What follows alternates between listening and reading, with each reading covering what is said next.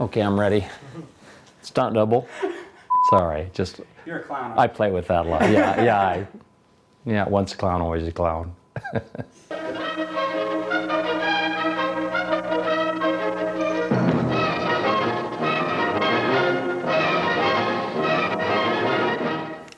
That's in Tucson. Sometimes the bull wins, and that's where the bull won. This is in Rapid City, jumping a bull. This is in Reno. The last one I competed in was in 1987, and that was it. Yep.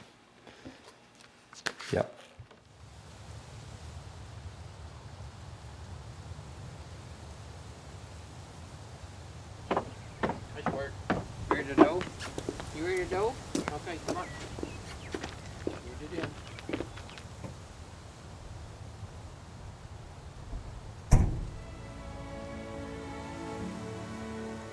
We live on a pretty pristine ranch that I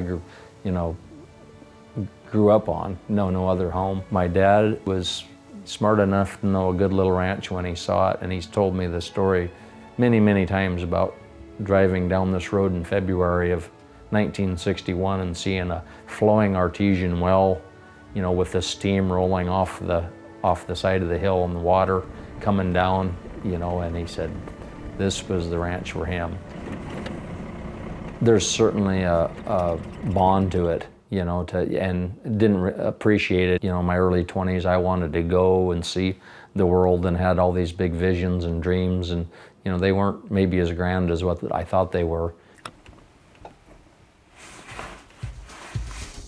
My older brother was a bull rider, and of course trying to follow my brother's footsteps. I got the chance at a hometown rodeo to try the rodeo clown part of it, and it was love at first fright. I started probably when I was 16 and went to rodeo clown schools. By the time I was 20 years old, I was working the Denver stock show, and here I'm pretty much a kid, working at some really big, important pro rodeos.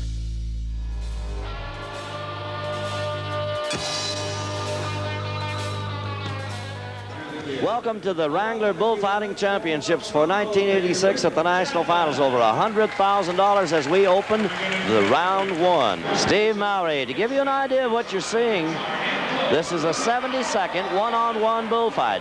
Now, the closer they can get to the bull, the tighter the turns. If you can get in trouble like Steve Mowry just did and get out of it, you may gain some points. Whoa, look at that jump! Mowry lost his footing. The bull had him. The bull had a shot at him.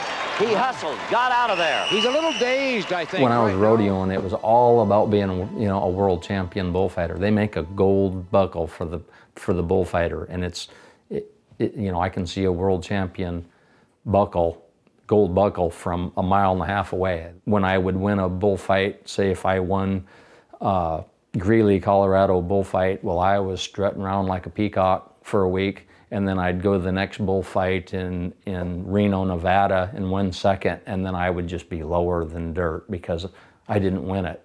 And that's just a terrible way to live.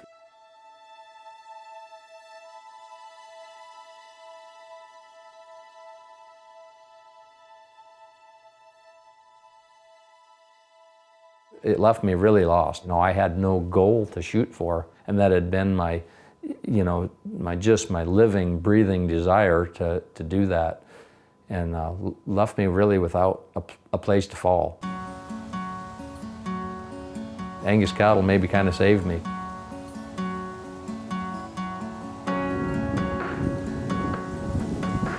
I worked for a veterinarian for about 2 years and got kind of a crash course in animal husbandry and just being around cattle, and I was around other purebred Angus operations around Chamberlain area that I fell in love with the cattle and the people.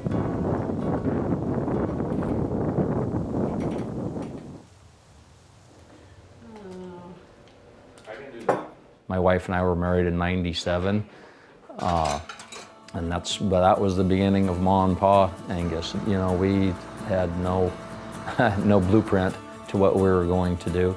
We went through some blizzards, some tough times, cattle price, times when it was a little tough with visiting with the banker.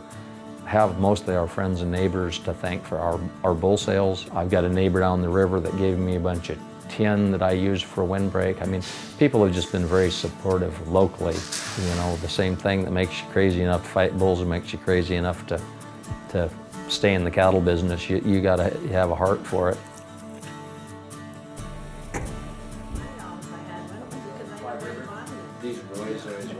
I guess I wouldn't have it any other way looking back.